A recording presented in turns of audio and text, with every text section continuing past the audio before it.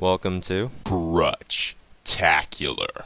episode 4. Today we're going to be looking at two full Team Slayer games brought to us in full HD by 343 Industries, and they're going to be on the maps Zealot and the Ivory Tower remake Reflection.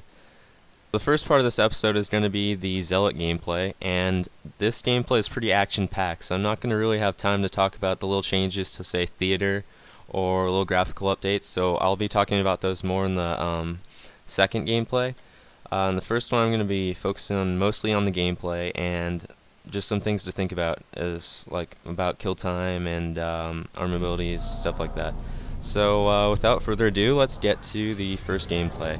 Alright, so these first two gameplays, for a change, feature a pretty skilled player. I'm not sure if he's a Bungie guy or a 343 guy, but it's refreshing to see someone who can use the DMR as it's intended.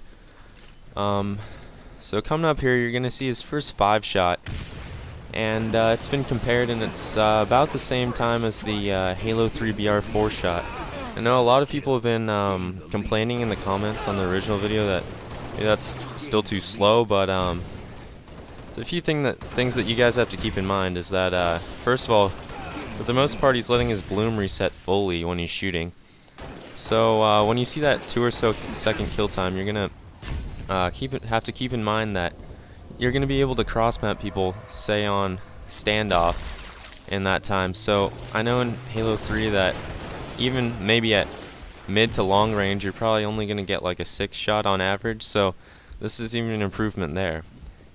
And I'm not sure if you just noticed, but there's a slight change to armor lock. Besides the change that when you punch a guy in armor lock, he doesn't EMP you, and the change that you can't just tap it and break shields.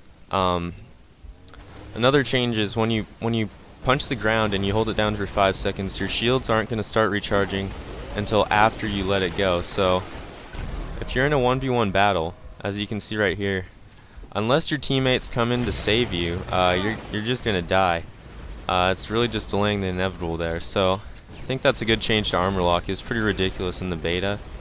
I'm not still too thrilled about it. It slows down gameplay a lot, but it's a lot easier to deal with now. Yeah, so as you can see on this map, it's similar to Desolation in the floor layout, where there's a bottom mid with lifts that go on out to the side rings, and yeah, that's pretty similar. The big difference is that this map has 4 floors instead of 2. There's a low grav upper level that actually goes outside into space, and there's a bottom mid that has all those lifts that you saw there. So right here you're going to see the first awesome use of hologram.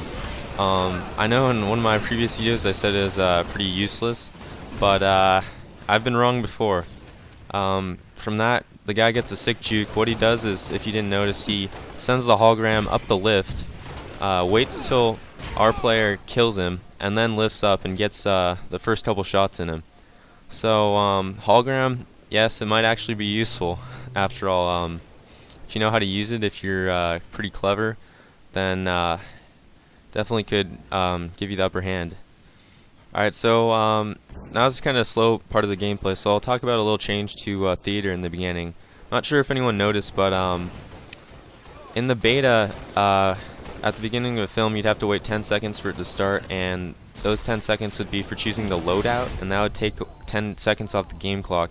Now the game clock starts on your first spawn, and you don't have to watch that in theater, so that's a nice little change. From this video, you can see how the nades are a lot weaker. Well, not necessarily weaker, but they have a lot smaller area of effect. And also you can see the bloom resets a little slower. Alright, so that's the end of our first gameplay. It's pretty action-packed. Sorry if I talked a little fast, but I'll get to the little details and some more interesting gameplay stuff in the next video on Reflection. So click the link to that, and hopefully I'll have that up shortly.